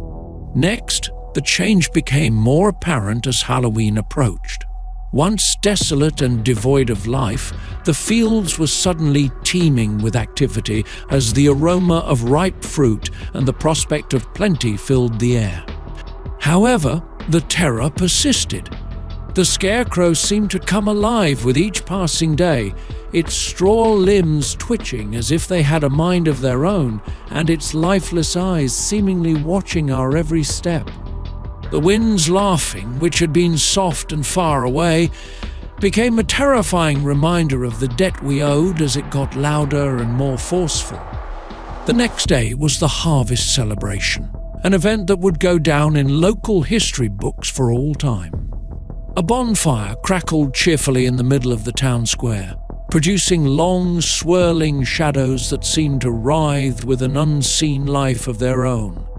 The faces of the villagers, a mix of joy and fear, were gathered there, with its straw-stuffed head tilted to one side as if in mocking pleasure. The scarecrow silently observed our every move as it stood guard at the edge of the celebrations. Now that the wind had stopped laughing, there was a creepy quiet that weighed us down like a heavy burden. It took place as people were ceremonially presenting the first fruits, a practice that had been dormant for a long time but had been revived in an effort to placate. With a basket full of the season's harvest held high, the mayor approached the campfire, his cheeks reddening from a combination of liquor and arrogance. The scarecrow shifted as he approached the fringe of the flame's illumination. The flames of the bonfire flared into a horrific inferno, casting an eerie, flickering light over the town square while the air crackled with an invisible force. The movement was so quick, it was almost imperceptible. The mayor's fearful expression spread over his face as he tripped and lost control of the fruit basket. The scarecrow emerged victorious when the fires subsided, exposing a picture of complete destruction. Its hollow eyes gleamed with a chilly, sinister light, and it held a basket of fruit in its straw-stuffed hands. The terrified villagers dispersed as the darkness absorbed their calls for help. Now that it had served its purpose, the scarecrow stood silently over the territory it had taken back. That year's crop was the most abundant in anyone's recollection. We paid a heavy price, however. The earth was placated, but the scarecrow lingered, a terrifying symbol of the debt we incurred and the cost of our arrogance. As the harvest moon throws long, haunting shadows over the country and the wind howls through the fields every Halloween, we reflect on Scarecrow's night, a night that held both blessings and curses. A night that tied our destiny to the caprices of a monster sprung from straw and fueled by wrath. Story 18. There were a dozen or more discussions going on all at once, and the crisp fall air resounded with the enthusiastic voices of youngsters. For the 9th year in a row, I, Daniel Vargas, sound engineer extraordinaire, had the honor of amplifying the Ashtonville Halloween Parade, a veritable show of costumed mayhem. Perched on top of the movable sound booth, I took stock of the well-organized mayhem below. A renegade inflatable prehistoric beast loomed over a group of wailing babies. Princesses brushed shoulders with pirates. Heroes waved to eerie skeletons, and a swarm of superheroes fought for control. As Mayor Thompson yelled out, "5 minutes to showtime, Danny boy," in his increasingly baggy vampire costume, he displaces his customary shapeless clothing. "You got it, Mayor!" By altering the levels on the mixing board, I screamed back.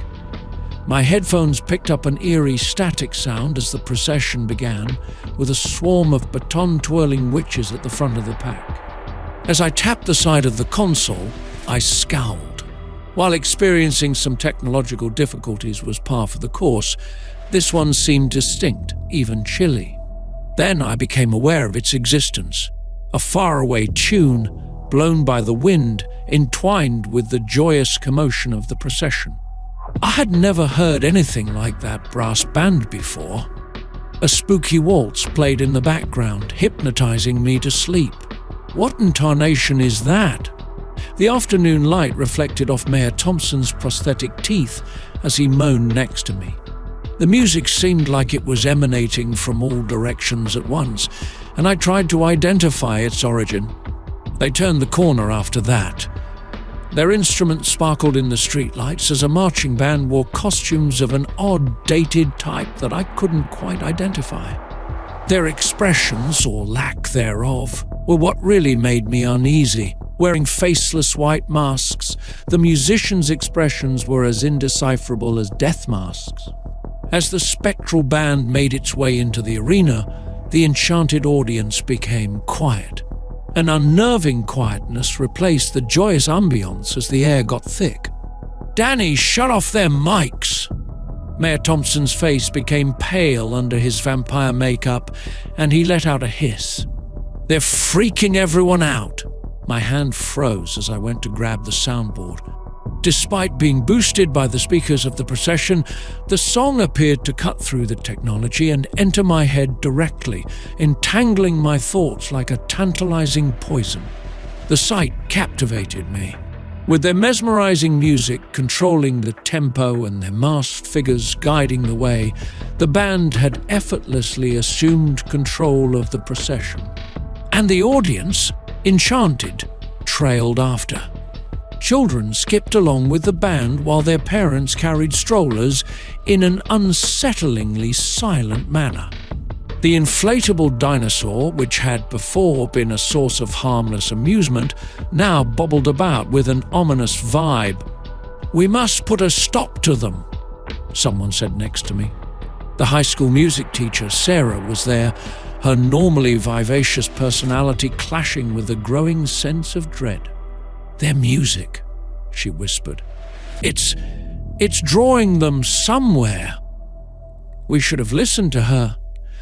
Somewhere near the ancient Ashtonville Cemetery, a site cloaked in local legend and whispered warnings, the procession was straying off course, no longer following its official itinerary.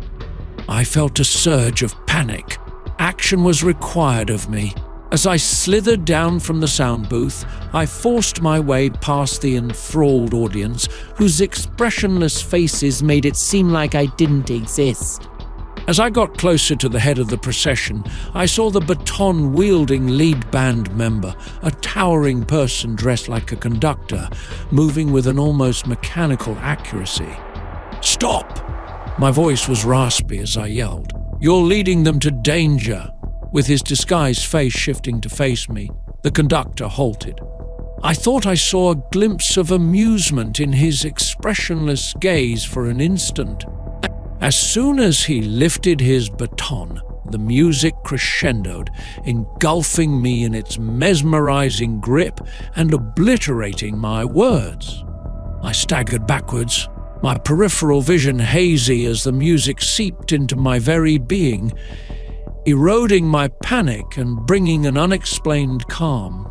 As the Spectre Band's music resounded through the night, luring the living into the hereafter, my final memory is of the procession vanishing behind the mist-engulfed gates of Ashtonville Cemetery.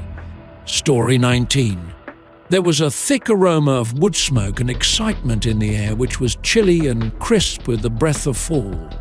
I felt a flutter of anxious excitement as we clung to each other around a roaring campfire. The shadows danced in time with the flames. I was finally allowed to tackle the infamous horrors at the haunted hayride at Blackwood Farms, a yearly event in our little Vermont hamlet of Harmony Ridge, when I was 10 years old and all wide-eyed. There was a lot of legend around Blackwood Farms, which was located in the Green Mountains. The mysterious happenings and inexplicable events that persisted on the property for many years were intensified by the secluded lifestyle of the Blackwood family who owned it. The farm had long been known to be the most haunted spot in the state, but the haunted hayride, a terrifying tour of the estate's foreboding fields and woods, was the last straw. The hayride began after the sun had already set, turning the sky a crimson, bruised purple. We climbed aboard the back of a shaky wagon, with the hay underneath us being rough and soggy and the air filled with the anxious noises of the other passengers. The wagon slouched ahead into the encroaching darkness as our guide, an elderly farmer with a cheeky smile and a malicious gleam in his eye, cracked his whip. At first, the trip seemed harmless. Thrilling music blared from concealed speakers, sometimes broken by the scream of a concealed scarecrow or the spine-tingling scream of a ghost, both cast in silhouette by, positioned lighting. Unfortunately, the frights became worse and more gut-wrenching the further we got into the property. As if a chilly hand had seized our hearts, the air became thick with chill, and the temperature dropped precipitously. As the boundary between the real world and the meticulously constructed illusions started to dissolve, the mock cries of the other riders gave way to gasps of actual terror. It was at that very time when everything shifted, as we wended our way through a particularly thick patch of forest. The trees formed a canopy above that blocked out all but the faintest traces of light, their branches gnarled and twisted like skeleton fingers. There was an old, disturbing aroma in the air, together with the smell of moist dirt. His appearance followed. Standing alone on the walkway, he held a lantern that hung delicately from his skeleton hand, casting an eerie light. His frail and ragged garments drooped over his malnourished body, and his pale, thin face seemed to be trapped in an agonizing rictus. The horses snorted and stampeded their hooves in a fit of terror as the wagon jerked to a stop. Under his breath, our once jovial guide mumbled an expletive. "Who are you?" With a small quiver in his voice, he yelled out, "What do you want?" The apparition drew nearer, its eyes illuminating with an otherworldly brightness that seemed to reach right into our hearts. Afterwards, it talked with a voice that sounded as if it had come from underground. Its eerie, raspy voice said, "You are trespassing, sending chills down our spines. This is my domain." Fear gripped the group of bikers. We sprang to our feet in a panic, trying to get out of the wagon as fast as possible, the eerie laughing of the ghost resonating in the forest. I was out there sprinting, my pulse racing, the yells of my fellow riders dwindling as I dove farther into the night. I continued along, unfazed by the stinging laughter of the spectre, even if branches thrashed at my face and thorns ripped at my clothing. With my lungs on fire and my legs bruised and bleeding, I staggered out of the forest and into a clearing illuminated by the icy moonlight. In a state of panic, the remaining riders drew in closer together, their expressions revealing a lack of emotion. There was no sign of our paler-faced guide. What transpired that night remained a mystery to us. The cops were summoned to the site by some scared teens who had found our deserted wagon, but they thought it was just a joke. Behind locked gates and whispers of local legend lay Blackwood Farms, a place where mysteries lay dormant. I was aware of what I seen that evening, the haunting hunger that lay dormant underneath the spectre's tortured exterior was plainly seen in its eyes. There was more to the haunted hayride at Blackwood Farms than meets the eye, as far as I'm concerned. Fortunately, we managed to escape unscathed from the old and sinister doorway. Story 20. A chill rushed down my back when I felt the unfamiliar electricity of the ancient theatre's crackling stage. My parents had taken me to the Grand Blackwood Theatre on Halloween night to see a special performance of Silas Grimm's Shadow Spectacle. At 8 years old, Alex Thompson was already a horror movie expert who enjoyed a good fright just like any other child. But the advertising for this performance, which featured horrific, elongated forms and boasted of shadows brought to life, gave me the creeps. The theatre was a major downer. An air of neglect murmured of lost ambitions and lingering shadows, as this stately elderly lady sat on velvet chairs and exuded fading majesty. With the lights going down and everyone in the crowd being silent, a solitary flashlight shone on the stage. Out into the light came a towering, frail person wearing a dark coat and a broad-brimmed cap. His features were obscured by the darkness, but his voice, when he spoke, had an unexpectedly mild tone. "Dear audience, I am Silas Grimm, and I am pleased to welcome you to the shadow spectacle," he rasped, his voice resonating across the quiet auditorium. "We cordially welcome you to enter a realm this evening where the eerie comes to life and shadows twirl." Backstage on a huge white screen, he pointed. "But be warned," he said with an air of secrecy. "Sometimes the shadows have a life of their own." The crowd sent out a hesitant chuckle after a collective gasp. Strangely, I refrained from laughing. As the first puppet performance started, I felt a primitive terror hold me as my pulse raced. I had never seen anything like the projected shadows on the screen. These weren't the charming, fluffy animals that kids read about in books. Their monstrous, hideous bodies sprouted sharp claws and luminous eyes, their jerky, unnervingly realistic motions added to the dread. An eerie monarch struck a contract with an enigmatic being to secure his kingdom's eternal domination, as told in the raspy voice of Silas Grimm. Over the course of the scenes, the king's shadows, a symbol of his increasing avarice and paranoia, grew bigger and scarier. I redirected my attention to the plot in an effort to persuade myself that it was all an elaborate deception. However, the shadows took on a life of their own, becoming more nimble and displaying increasingly menacing looks. In one intense scene, when the king's shadow engulfed his faithful knight, I felt as if I caught a glimpse of one of the shadows looking over the crowd, its luminous eyes locking with mine for a brief, unsettling second. My heart was beating and I recoiled in my chair. "Mum, Dad, did you see that?" With a quiver in my voice, I whispered. My parents were so engrossed in the show that they hardly looked at me. In response, my dad muttered, "It's just a show, Alex," while maintaining his fixation on the stage. "Don't be scared." And yet, I was terrified, very scared. I could see the shadows were off. They weren't just delusions either. It was real. The shadows' audacity, irrationality, and lack of control over their motions increased during the presentation. Once a unified tale, the tale has now disintegrated into a disorganized cacophony of noise and imagery, as if the shadows were rising up in rebellion. A shiver ran down the spines of the spectators as the climax scenario unfolded, and the monarch was engulfed in darkness by his own shadow. However, this time, the terror was genuine. I could feel it. The shadows, which had previously only been on the screen, now engulfed the whole cinema, their shapes constantly changing as their luminous eyes scanned the shadows. Terror broke out. Their laughter resounded throughout the cinema as others yelled and rushed for the exits. But the shadows obstructed their way.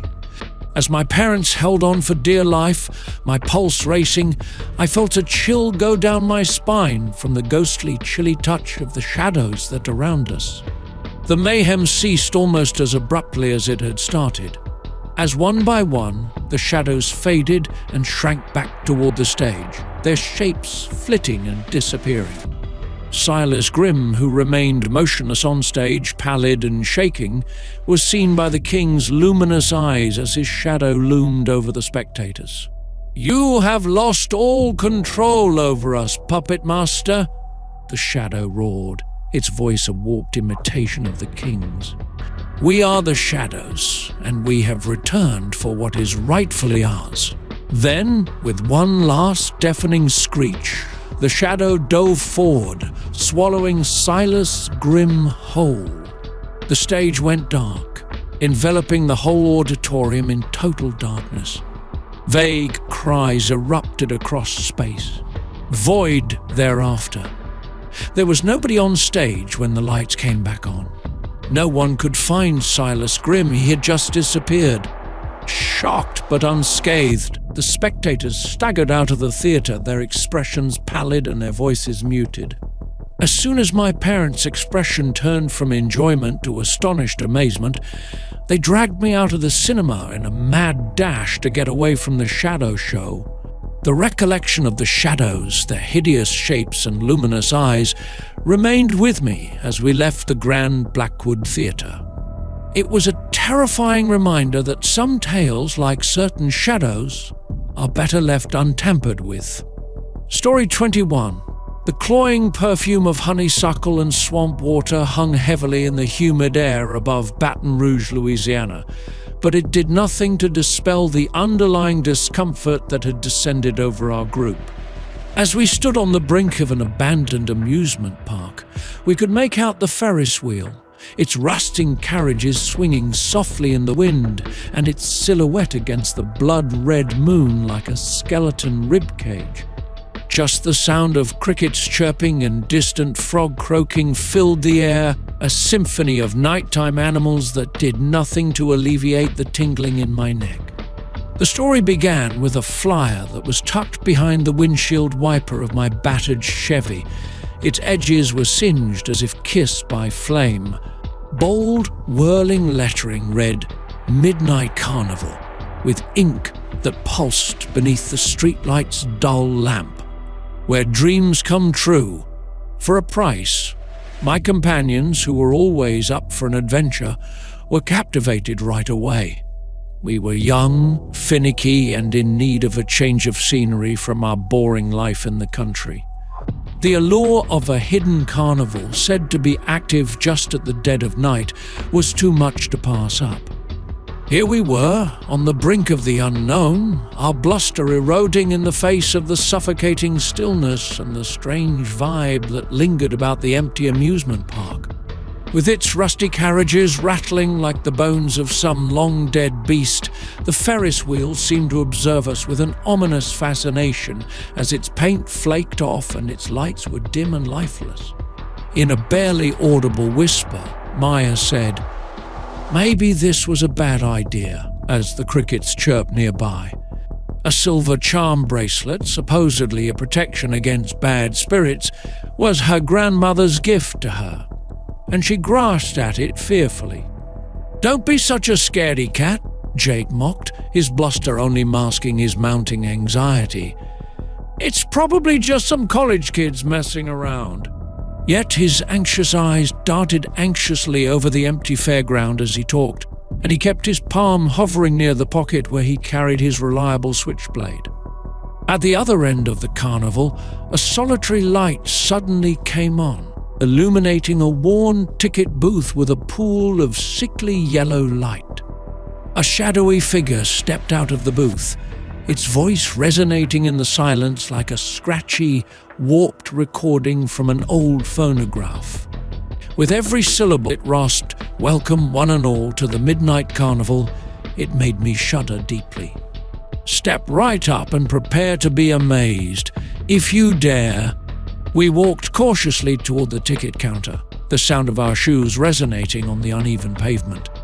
As we approached, the shadowy figure emerged into view, exposing a woman's face concealed by an eerie porcelain mask. The mask's painted grin was a spooky caricature of actual joy. Her expressionless voice croaked, "3 tokens for entry," and her 2 dark pits in the mask gave the impression that they were going to pierce right through to our core. Skeptical as ever, Jake fiddled with his summer work earnings by reaching into his pocket and around the crumpled banknotes with his fingers. However, Maya seized his arm in a moment of terror, cutting off his words. "Don't," she said, her voice quivering. "I have a bad feeling about this." Jake scoffed, but a hint of uncertainty was there in his gaze.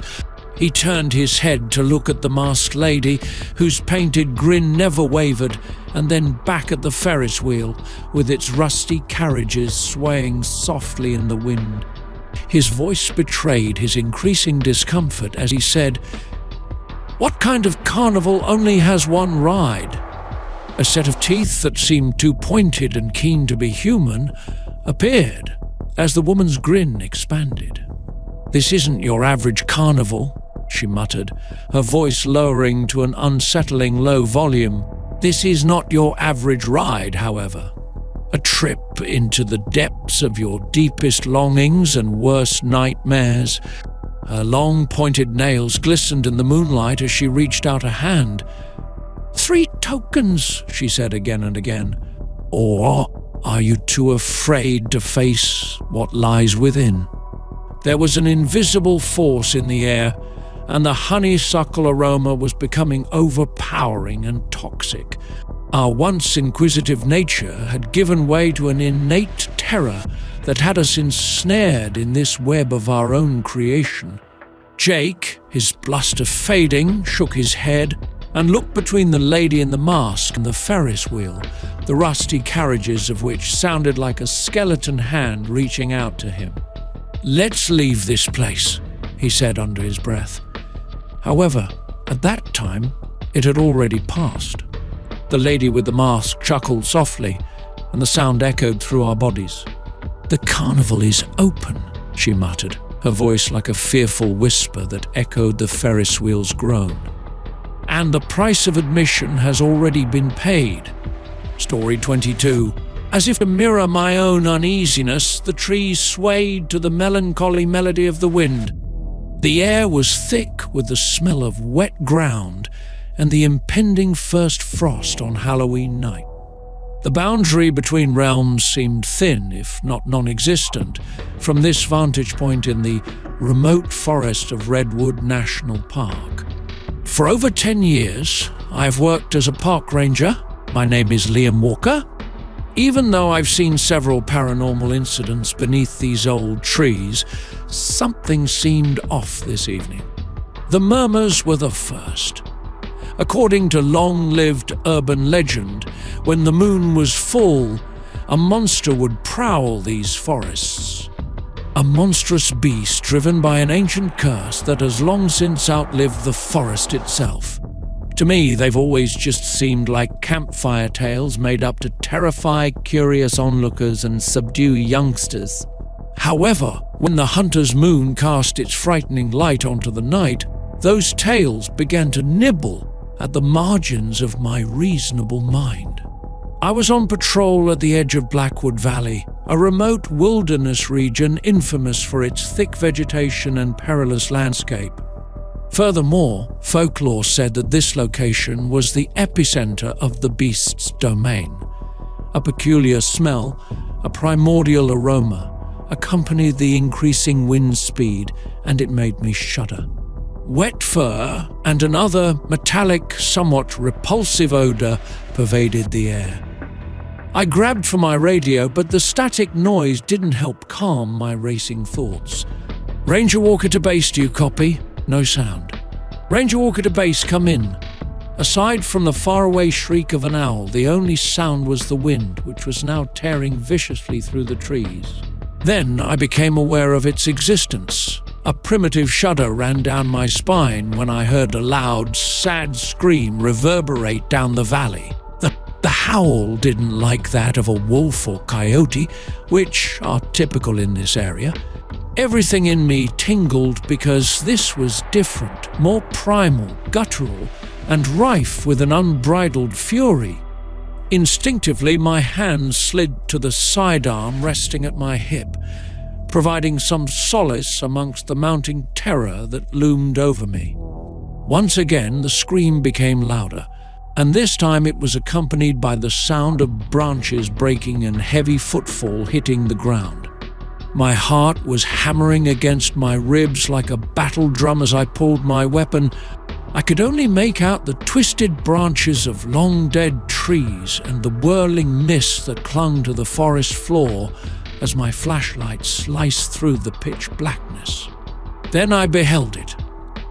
Emerging from the foliage, I saw two eyes that gleamed like flickering candles in the night. They looked more like mountain lions than coyotes, and they were far too tall to be coyotes. As the monster stepped out of the darkness, I let out a gasp. I'd never seen anything like it, a wolf. It was enormous, with muscles showing through its thick, matted hair. It was at least twice as big as a timber wolf.